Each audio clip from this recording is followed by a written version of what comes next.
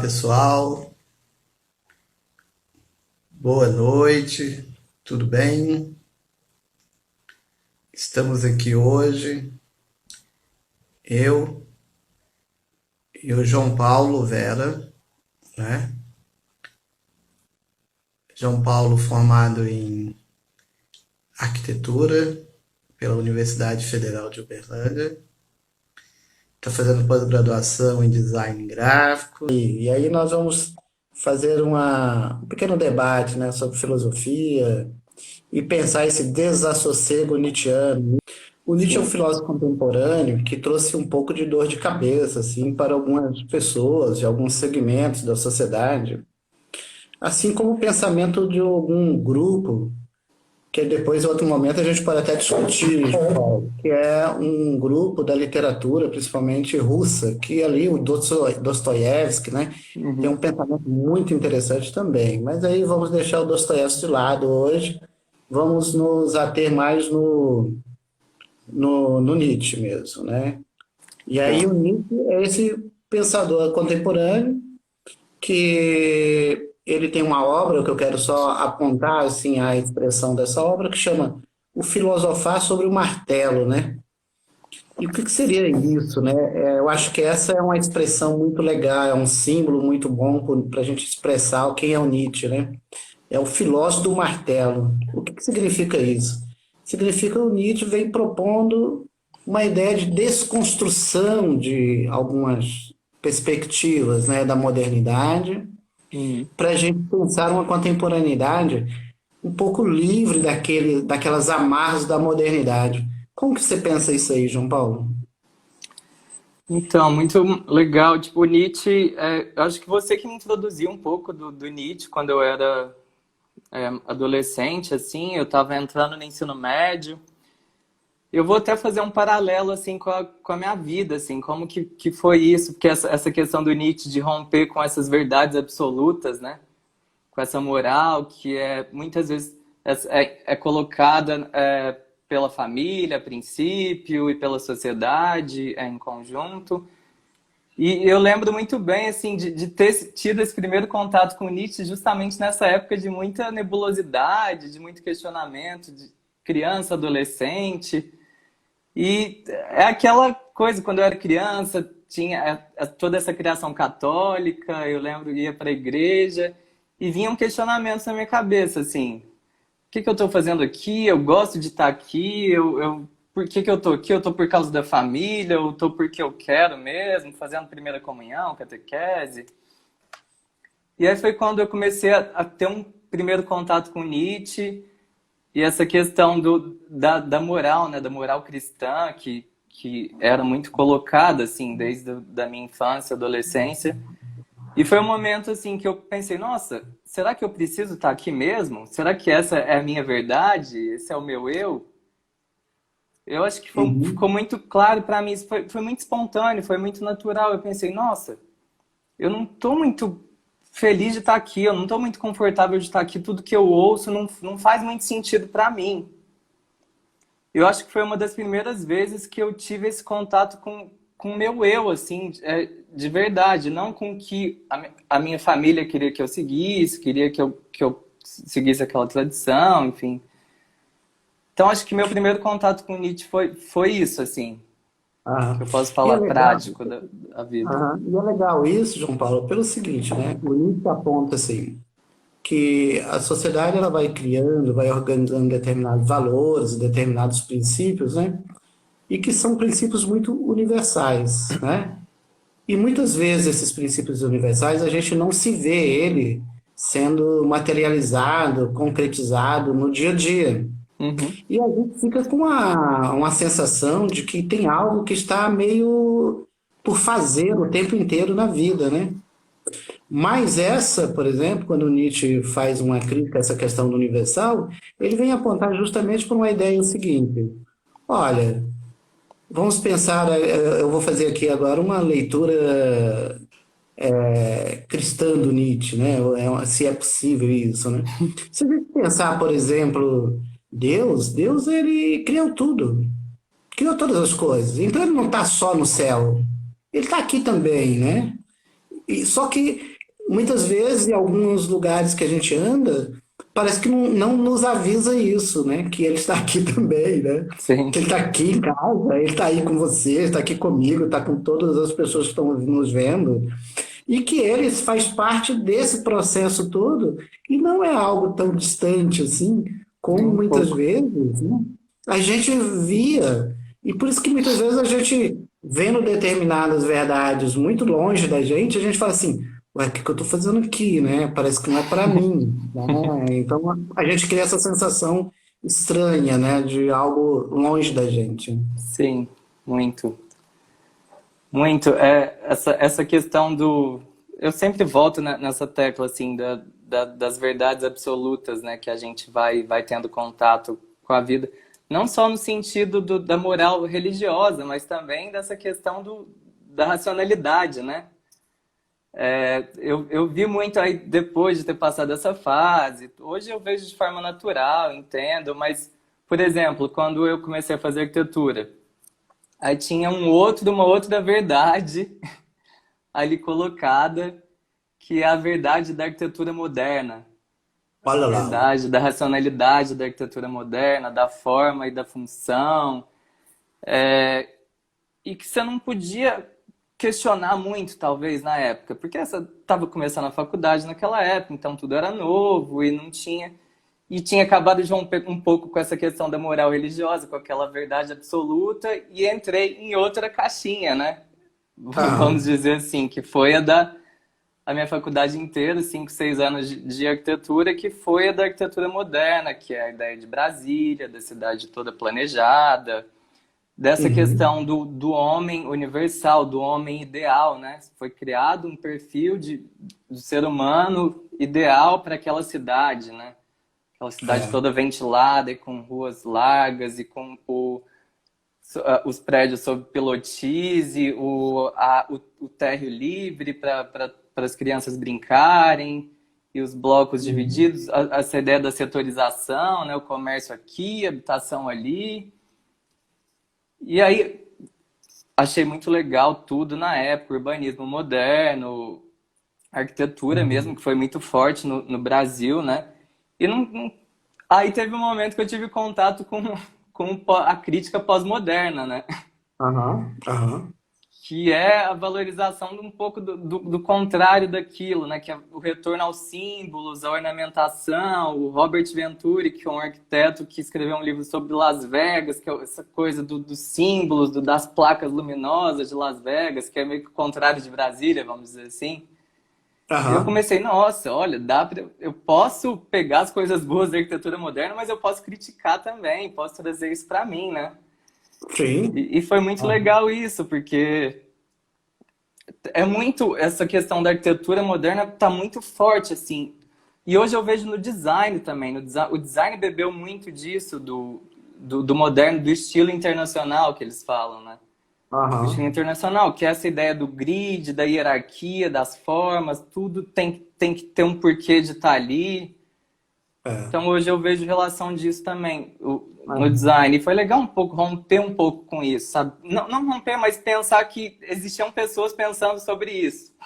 Aham. Só para a gente pegar um gancho, eu vou reportar na filosofia antiga, né? Só para a gente ter uma ideia mais clara disso, né?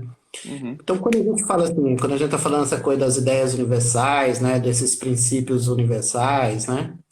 É legal essa ideia quando você está apontando, e a gente, como católicos, né? Assim, eu também sou católico, você também tem uma formação dentro, né? Dessa perspectiva, e é que a uhum. gente vê sempre a ideia assim, por ser aquela experiência mais próxima, a gente tem a crítica mais próxima, né?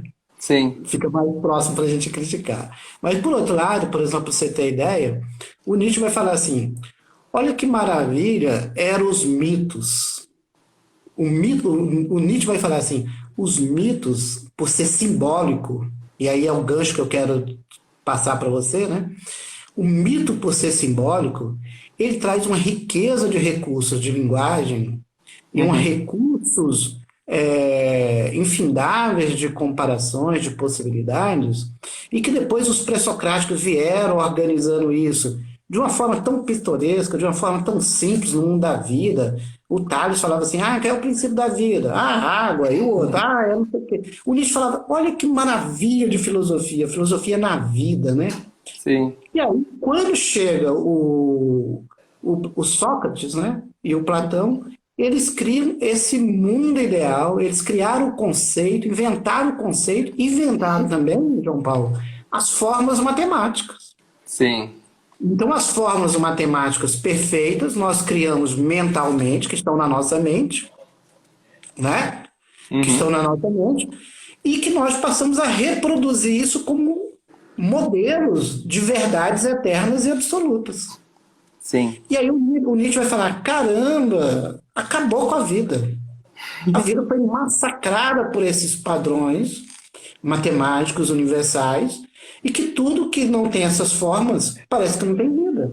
E o Nietzsche Sim. fala: não, não faz isso, não. O Nietzsche fala: acabaram com a vida. Por isso que ele era crítico do Sócrates, crítico do Platão. Aí a Ana Clara está até colocando assim: então o Nietzsche estava propondo a transvalorização? Isso, está propondo a transvalorização. Que valorização? Ué, nós criamos um valor agora que é absoluto, o que nos distancia da vida, né? Nos lança sempre para longe da vida. E a gente Sim. não está vivendo. A gente fica aqui, olha, eu vou comer o arroz e feijão porque amanhã eu não vou pegar gripe. Sim. Caramba, e nem sente o gosto do arroz e do feijão, né? A gente fica buscando o ideal, né? O modelo ideal que foi colocado ali e a gente nunca chega nesse modelo ideal, né? Nunca chega. E aí o Aí o nosso amigo desassossego, aqui, talvez. é aí que é o desassossego, nosso colega aqui, né, o nosso amigo aqui, o Sandro, está apontando o Aristóteles, né? Por que que ele dá o gancho do Aristóteles? Ele fala assim, aí o Aristóteles cria as lógicas, os modelos lógicos. Olha, a verdade tem que ser dentro disso, desse parâmetro. Saiu desse parâmetro, não tem verdade. Olha que loucura. Aprisionou a linguagem humana e a linguagem da arquitetura, a linguagem da vida, em modelos totalmente para além da vida, né? Sim. Então é isso que eu queria apontar aí para você. O que que é o desassossego, né? Você apontou. Desassossego é justamente isso. Nós olhamos para coisas que a gente não se reconhece nelas Uhum. e a gente se pergunta: o que que eu estou fazendo aqui? Sim. Esse desassossego começa internamente na gente, né? E até você acha que talvez a ideia da culpa também se relaciona com esse desassossego? Acho que Sim, a culpa você. vai justamente por isso, porque eu não estou adequado a esse, eu não estou totalmente adequado, não estou conforme a esses conceitos. A minha Uhum. vida parece que é uma vida estranha e que está tendo outra vida que estão dizendo por aí, né? Sim. Olha, estão criando um paradigma de vida moderna agora, mais novo. E a gente olha, o que é o mais novo? E a gente nem sabe por onde que vida é essa. Nem vivemos essa aqui, já tem um mais novo, Sim. né? E eu achei legal essa coisa com a comparação com a arquitetura. Eu queria que você falasse mais sobre a arquitetura e o mundo da vida. Essa questão do espontâneo na arquitetura, eu estudei muito tempo isso. O final da minha graduação eu estudei sobre adaptação social, arquitetura popular, como que as pessoas. Aí eu acho que foi o primeiro momento que eu comecei a romper um pouquinho com essa ideia do homem ideal, da arquitetura moderna, que foi tentar entender como que as pessoas elas se apropriam dos espaços, sem ter aquela ideia do arquiteto Deus, o que controla, que faz o plano e que as pessoas. Claro que a arquitetura moderna tem essa questão do estudo do entorno, o estudo anterior ao que vai ser feito, mas só que eu me aprofundei um pouco mais nisso. Como que as pessoas constroem suas moradas, sabe? De forma espontânea, com os recursos que elas têm, com as técnicas que elas têm, com os materiais que estão disponíveis ali. E que é completamente o oposto de tudo que eu estudei na arquitetura, né? Essa arquitetura para o homem ideal, moderna, que... João Paulo, é até bom você falar isso, porque eu nasci em Brasília, né? Eu Pois nasci em é. Brasília, né? É interessante isso. E, por exemplo, eu sempre achava quem já foi em Brasília, né, tem lá o plano piloto, né, que é totalmente organizadinho, né? Então eu achava aquilo lá uma maravilha, eu achava uma maravilha. Mas só que eu tinha que voltar para minha cidade satélite, que não tinha nada daquilo. Que é outro. Que tenta pegar um pouquinho, né? Tenta pegar um pouquinho, mas não tinha nada daquilo, né? Que, aí a gente olhava e falava, gente, onde nós estamos aqui? É Ir a muito. Brasília era ir a outro mundo. E quando voltava para a cidade satélite, que a minha cidade satélite é Braslândia, eu falava, Uhum. caramba, o que que tem aqui? Não tem, cara, não tem. Mas Será que eu. tinha uma, mas tinha uma riqueza que eu acho legal que tinha a Braslândia, que acho que é um pouco isso que você está tentando dizer. O que que era? Quando a gente estava lá fazendo a, a calçada, né?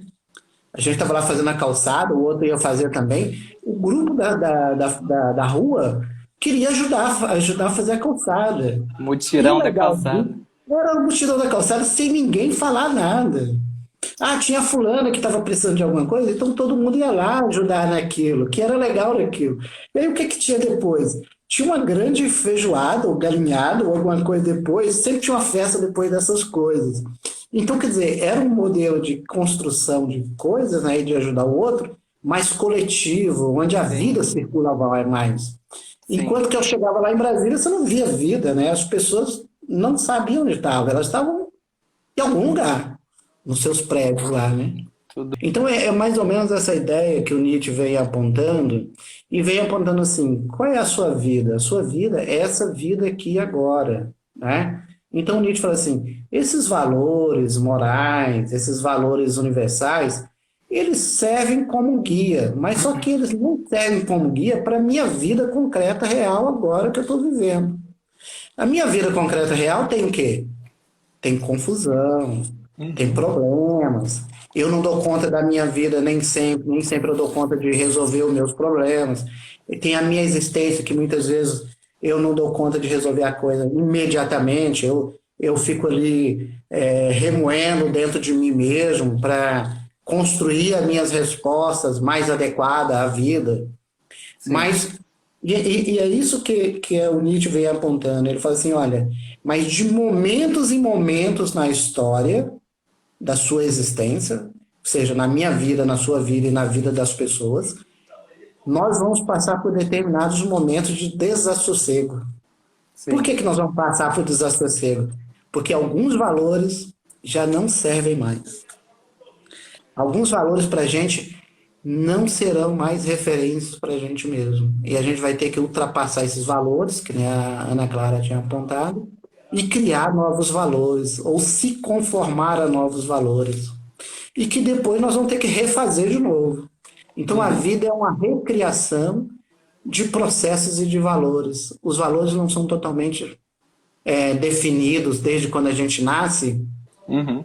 até o final da nossa vida. Então, por exemplo, falar de mim, né, da minha experiência, depois eu queria que você comentasse a sua experiência. Eu, por exemplo, estava lá, né, enquanto professor universitário, professor do ensino médio, conversando só com os alunos, fora da internet. Depois veio a pandemia, né?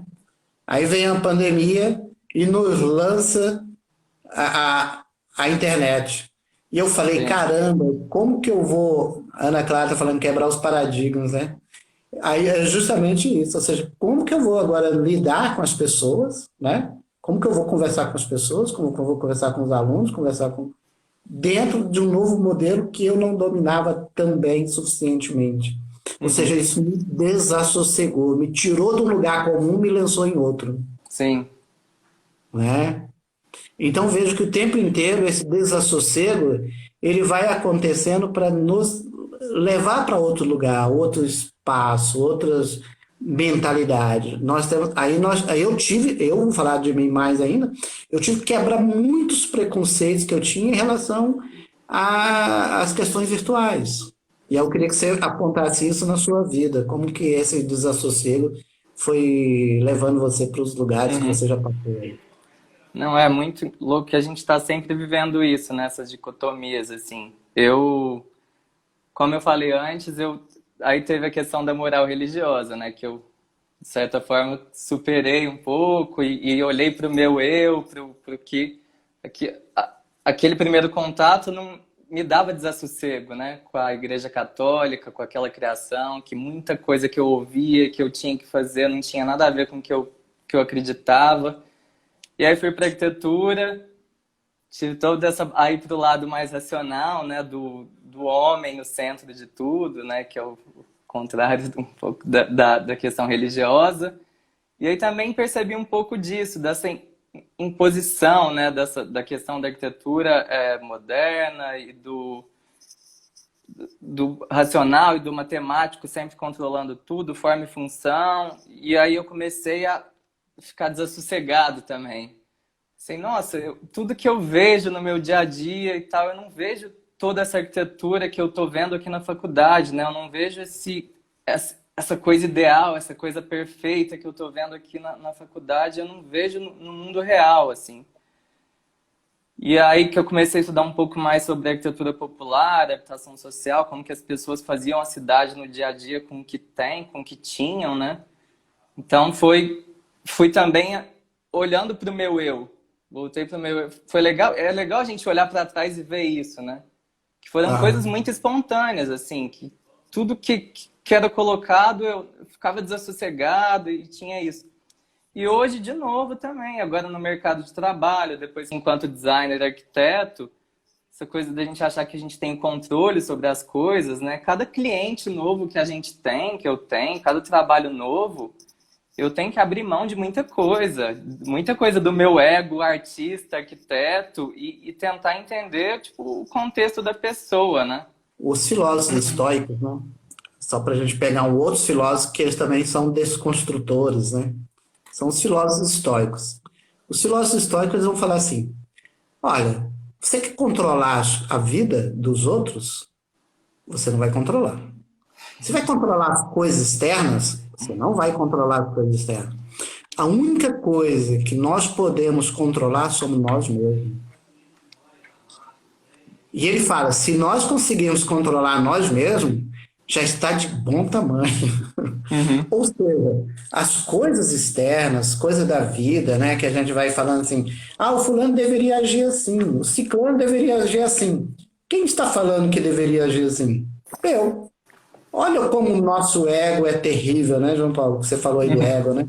Como o nosso Sim. ego quer controlar os outros, né? Olha, fulano, isso aqui fica melhor para você. Caraca, mano. Caraca, né? Como que pode ser melhor para ele, sendo que é ele que está escolhendo aquilo para Se ele, nem ele né? sabe, né? E muitas vezes nem ele sabe. Então, quer dizer, quando a gente volta, que nem você está fazendo, a esse autoconhecimento, né? É legal porque esse processo de autoconhecimento vai percebendo como nós somos muito egoístas, né? Nós somos muito egóicos, né? Nós queremos controlar tudo. Uhum. E aí é legal quando você falou isso. Você, cada projeto novo, você tem que abrir mão Sim. de quê? De controle. Uhum. O controle é o ego, né? É a grande questão seguinte, né, João Paulo? A gente vai olhando a vida com certos ideais, né? A gente é idealista, né? A gente vai para a faculdade com o ideal de, quando eu estiver na faculdade, eu vou me formar, vou ser isso. Então, eu crio um ideal de profissão, né? Uhum. Quando eu estou nos relacionamentos com as pessoas, eu crio um ideal também. Nossa, essa pessoa aqui é aquela mais amada, é a melhor do mundo, né? A gente vai tendo Sim. isso, né? É o melhor amor, é o amor da minha vida, né? A gente vai idealizando, né? E aí é interessante quando essas idealizações, né? Eu vou até dar um exemplo do amor da minha vida. Vou pegar um poema da Flor Bela Espanca, né? Flor Legal. Bela Espanca tem assim, eu tenho lido algumas coisas, nós já falamos até dela, né, em algum momento.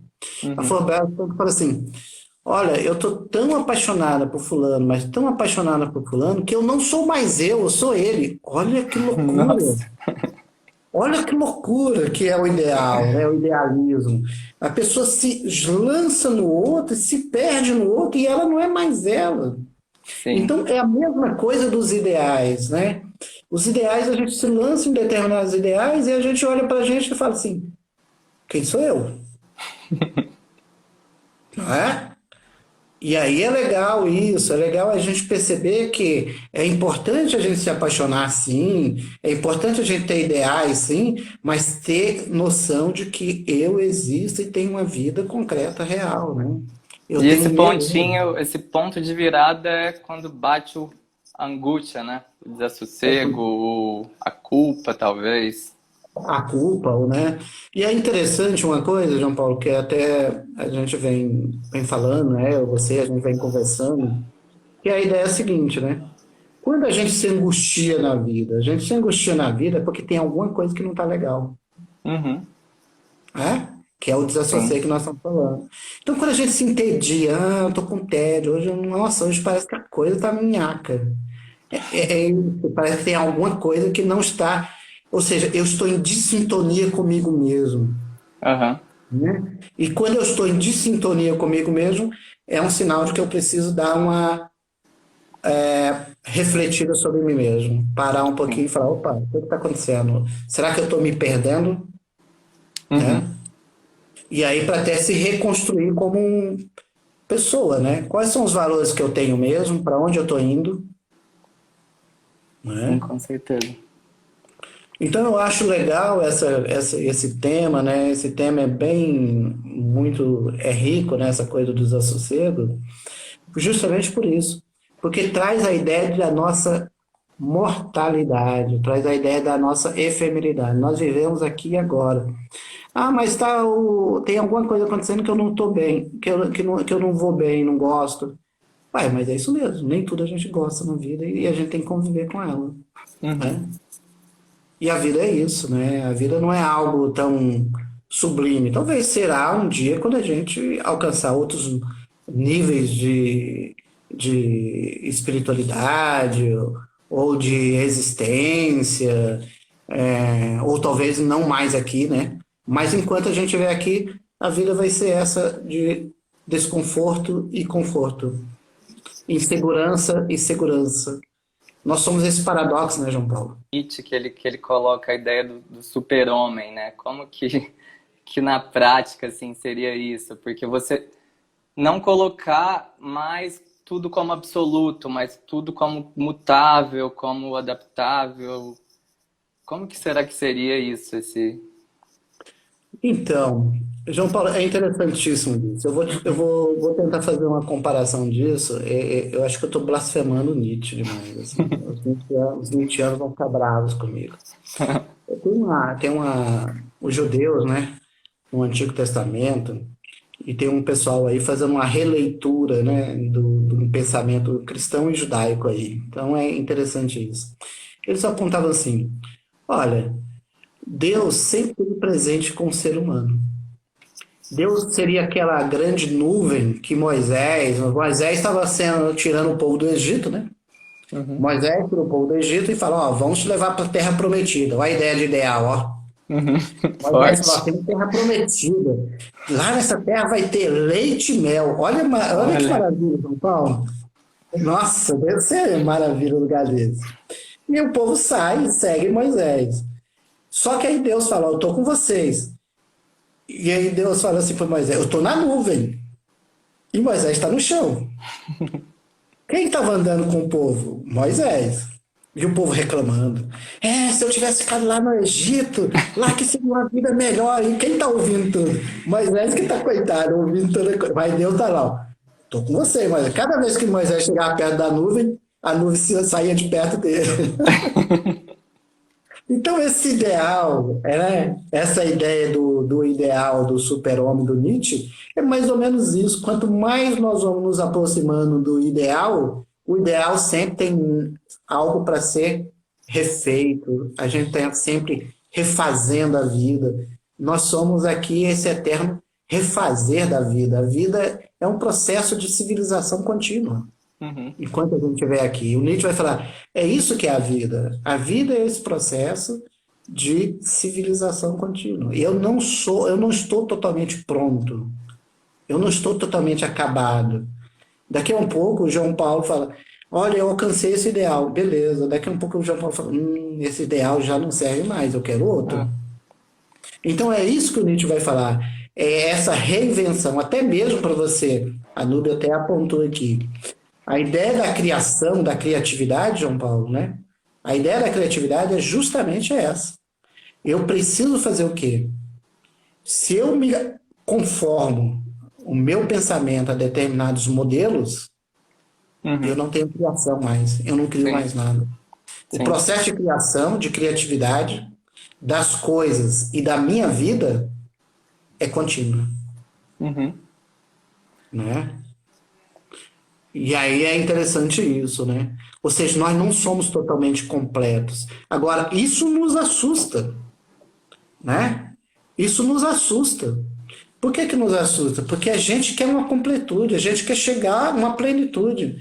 E a gente, por exemplo, eu via, por exemplo, em Brasília, na minha infância, por exemplo, na adolescência, como algumas pessoas que saíam de cidades, né, do interior e vinha para a cidade, aquela pessoa ela ficava quase que entristecida, porque a vida da cidade não tinha nada da vida dela do campo, Uhum. né? Então, quer dizer, nem sempre essa vida da cidade é uma vida que traz alegria, né? Uhum. Que aqui eu quero até apontar um outro ponto da filosofia nietzschiana, né? Embora o Nietzsche esteja apontando que é necessário a gente lidar no dia a dia com a nossa vida, né, com a nossa existência, que com nossos problemas, nossos traumas, e é isso mesmo que é a vida para ele Uhum. vai falar assim: a vida é alegre. A expressão da vida é a alegria, não é a tristeza. Olha só que maravilha que a gente aponta, né? Ele fala assim, a expressão da vida é justamente essa alegria, né? Não é essa ideia da tristeza, né? E muitas vezes, né, aí agora a Nubia está apontando, né? Na pandemia estamos mais desassossegados. As pessoas na pandemia podem estar mais desassossegadas, né, João Paulo? Mas devido a ter que entrar em contato com esse seu eu que muitas vezes ele desconhece, né?